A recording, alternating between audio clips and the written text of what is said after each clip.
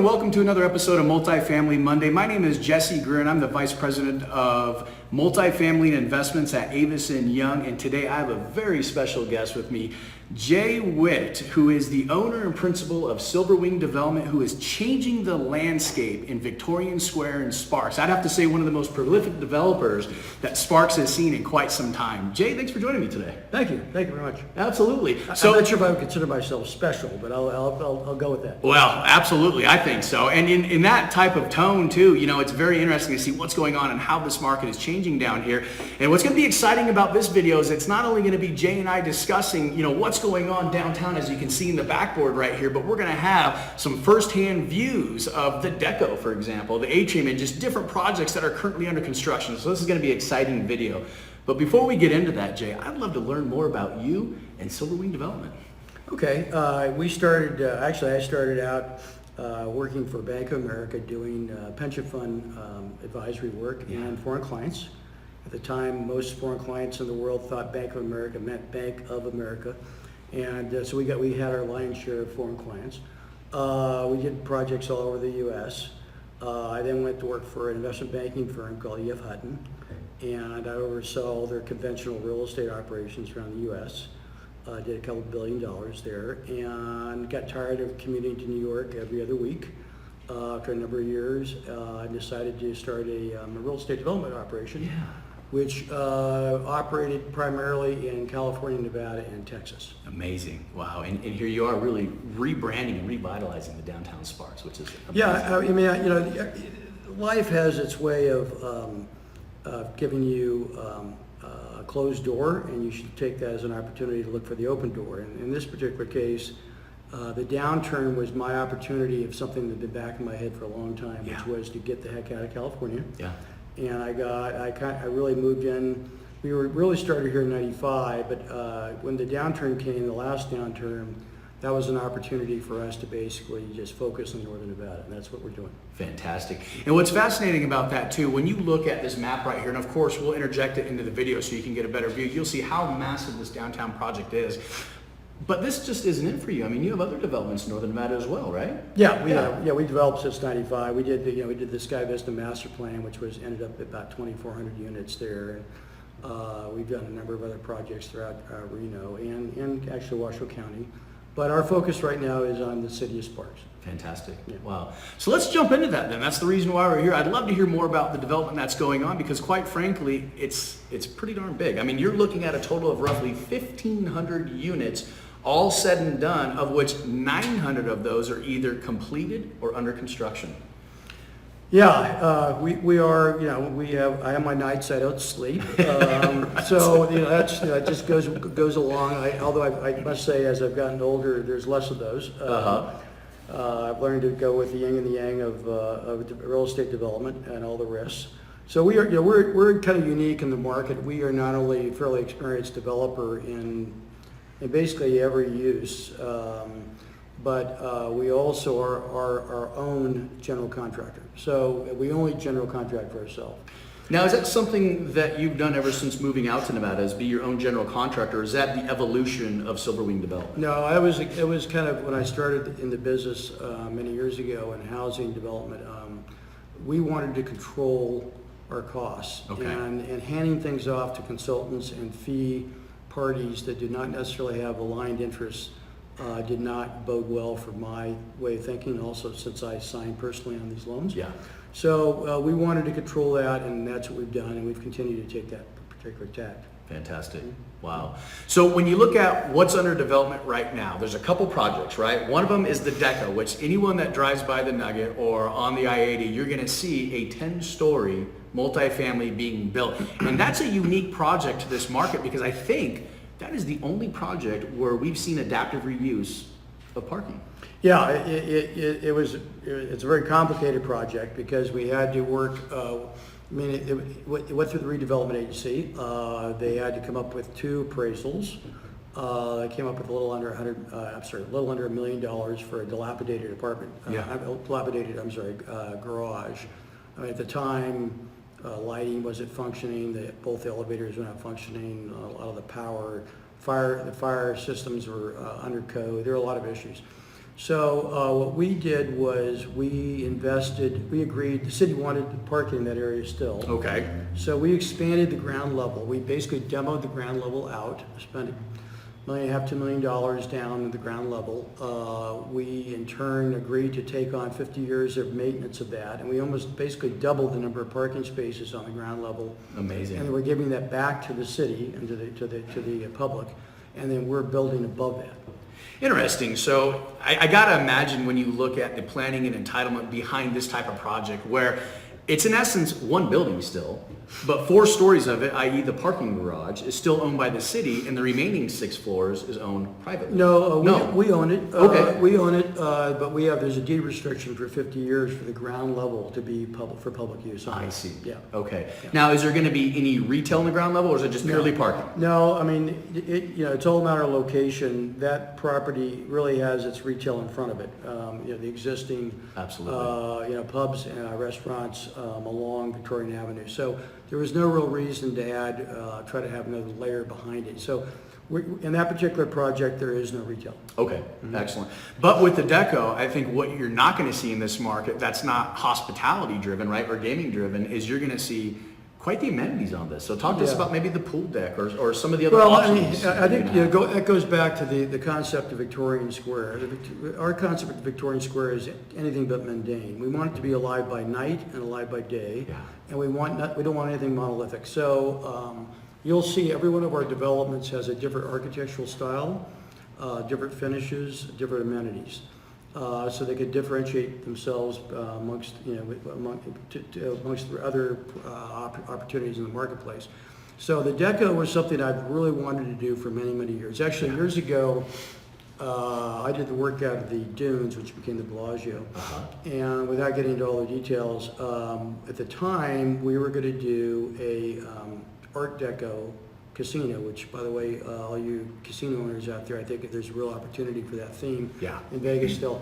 But so it's something I kind of carried with me for many, many years, and now this was an opportunity to employ that. And so the entire, thematically, that project will have an Art Deco flair from the minute you walk in. All the finishes, all the kind of bells and whistles, in all the common space, and the exterior, from the spires that are lit up along the roof line all the way down, will be Art Deco in concept. Yeah, and that's going to be exciting as well. And not only that, but when you look at location, right? I mean, what are we next to right here? We're next to the Nugget Event Center, where we're going to see quite a few more concerts come out. And Jay, I think you've been to a couple already. Yeah. And when you look at it, the deco has fantastic views on one side to their own concert experience. Yeah, I mean, we work very well with the Nugget. I mean, I think we both kind of have a common view for this area, which has been really, really nice. We had some ups and downs.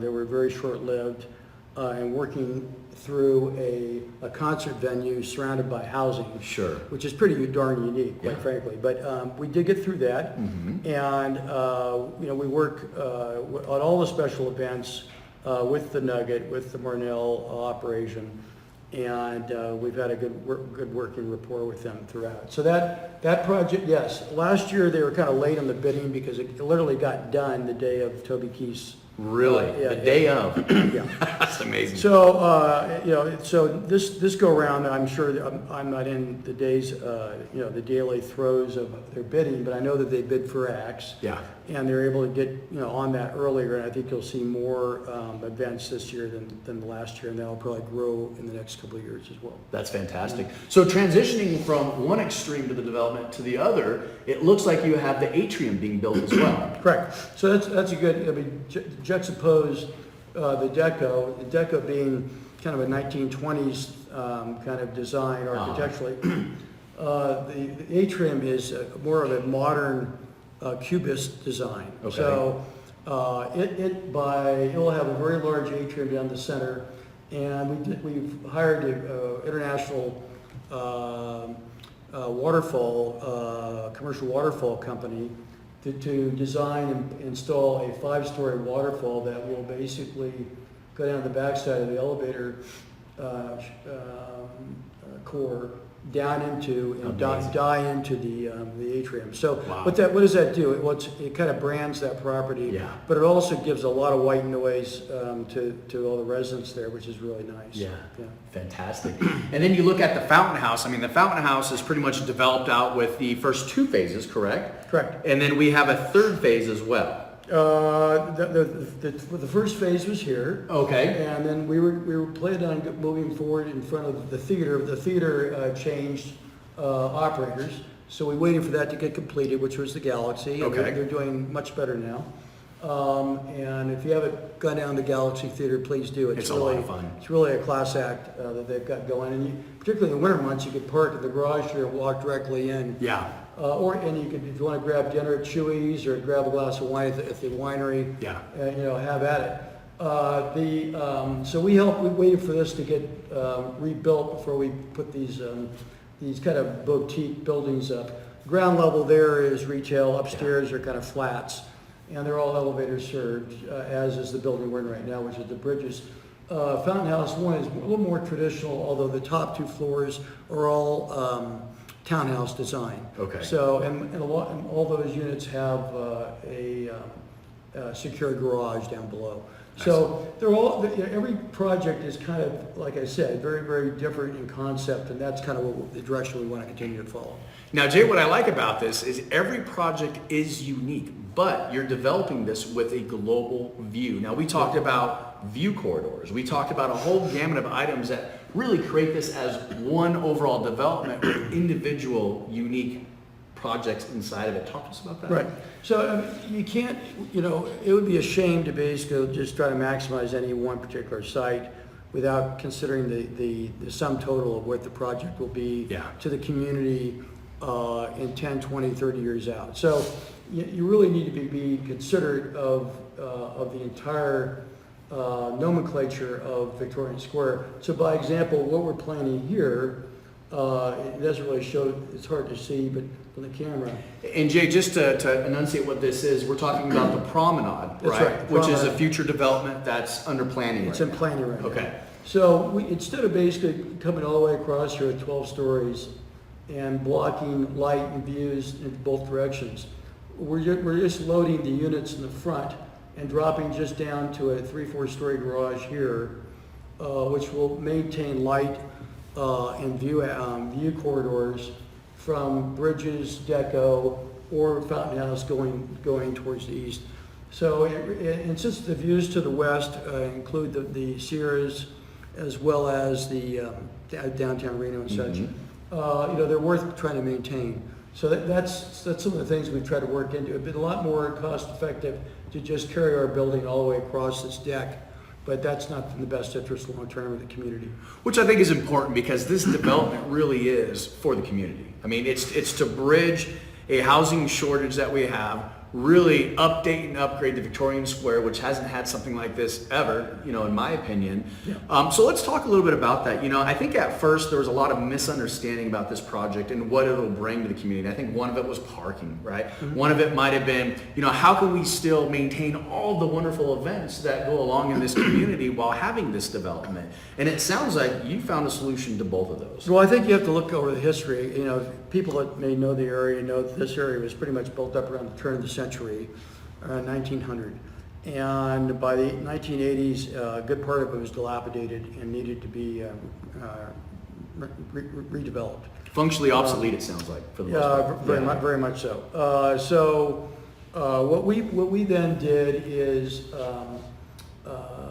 what we're trying to do is create an environment that will be clean, safe, and enjoyable for families as well as adults. Yeah. And we're doing that through kind of our tenant mix and kind of the things we promote or do not promote. And we will continue to do that throughout the life of this development. Absolutely. And what's unique about this too is it really pushes into what I think a lot of cities are trying to do, which is create that walkability effect, right? Try to create that transit-oriented development, right? Where you are on different transit lines. And I mean, quite frankly, you're on transit hubs here. Yeah, well, so just so people know, I mean, yes, we all got used to a bunch of asphalt lots that were used about 20 days a year. Yeah. And that is not the concept that generates the ability for a city or redevelopment agency to undertake redevelopment.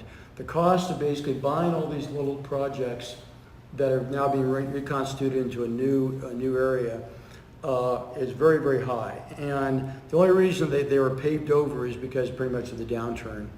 And the master developer, had considered a much smaller development plan than we're doing here, was Trammell Crow, and they left town during the downturn. And so the city continued to use the lots for parking. Okay. But the parking was never the long-term plan here, nor does it make any sense. I mean, heck, you have 2 freeway off-ramps, and this is infill, far from the highest and quasi-urban. best use. Right.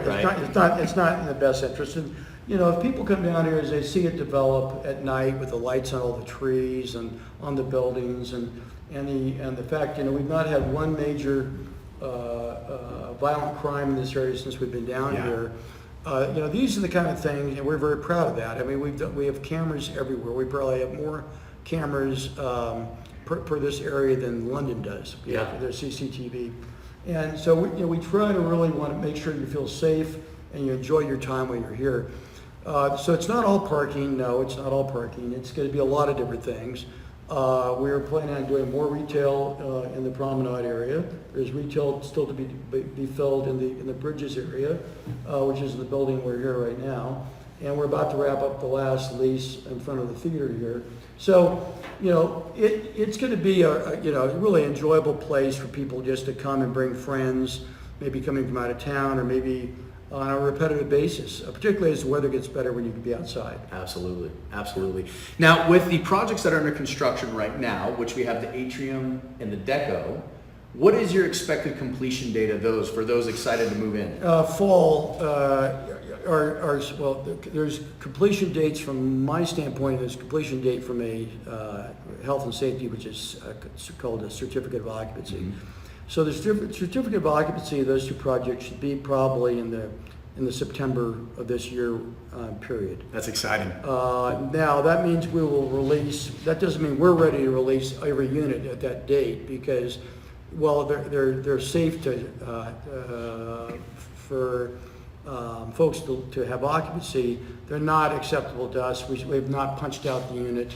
I gave an example earlier when we talked about this development, Jesse and I, where we, like on this project here, we had about 15 or 20 appliances that were damaged in transit. We're not going to let people move in with damaged appliances. So it's an iteration that goes on from September probably till spring of the following year, where every unit will be completely tricked out and ready for occupancy. That's exciting. I look forward to seeing the finished product on that. Yeah. Outside of that, you have 3 more developments, which you mentioned. Now, 2 of those are separately, which is the promenade, correct? Yeah. And then we have number 6, which is the end of the fountain house phase, right? Sixes are done. Okay. And we have both the 7s, which are promenade west and east. Okay. We have this area here, which we've not yet done any planning on yet. And then we have the 2 under construction right here and here. We're also working on some of the other surrounding parcels, but those aren't really for discussion at this point. Sure. And I think you'd had asked, and I kind of glossed over this, the deco again will be 10-story. The top floor, just to kind of make it different, will be all penthouses. They'll have additional security. You'll have a lock off to the 10th floor if you're on that floor, which is make it impossible for anybody that basically you to have access to. They'll have about 12-foot ceilings, a lot more glazing, windows, and the finishes will be a lot higher on that top level. And the units, of course, are a lot larger up there. Yeah. The 2 decks you see here, one is like a splash pool kind of area, and the other in between is a clubhouse and a gym, and the other is like a park terrace. And all these are directed southwest, so they're looking down the valley towards the Sierras. So it's beautiful. It's really a good orientation for us. And just for reference too, because I know this is far away, but we're going to interject this into the video as well so you can get a better view. But these are going to be on top of the parking structure itself, not on top of the 10 units. That's correct. Correct. Okay. So really, it looks like you have maybe 3 or so projects that are going to be going through planning phases soon. Is this going to be a tiered development over the next maybe 2 to 5 years where you anticipate fully building out the Victorian Square area? I mean, if the economy stays, anybody that basically says what they're going to do as a developer without qualifying it for the underlying national local economy is not being honest with you. Absolutely. If we take where we are right now, both on a Northern Nevada economy and a national economy, I would hope within 5 to 6 years we'll be totally complete. Yeah. With a hiccup, obviously it's going to be longer. So, that's our target would be 5 to 6 years. But gee, I mean, really after this year, you're going to have a real good sense of what lifestyle's like and the walkability. What is walkability? That means you can live here, any one of these places, and of course within each of these developments you have your own life. You have gyms. You have like this building here, the Bridges, has 4 sky terraces. You probably can't even see this because from the exterior, but it has 2 atriums that go down the center of one of the buildings with waterfalls and TV lounge areas and that sort of thing outdoors. And then when you want to get out of your particular development, you could go and have dinner, grab a drink, go to Pinion, have a craft beer. Yeah. Go to have a luxury theater experience here. Absolutely. You go to the Nugget for what they have to offer. Also, in their shows there, or of course the live concerts in the amphitheater. Yeah. And you're never getting in a car. So really, the only time you're really using a car is to grab groceries and go to work. And eventually, you're hoping to solve the grocery aspect by bringing in an urban grocer into the facility. Fantastic. Yeah. A true walkability project, which is amazing. Right. So wonderful. Well, Jay, I really appreciate your time today. I know we covered quite a bit. I think the next step is the exciting part as well. We're going to have a couple of the hardhead tours maybe and look at some of the development projects, which we'll interject into this video as well. So, Jay, let's start that tour. What do you say? Very good. Okay.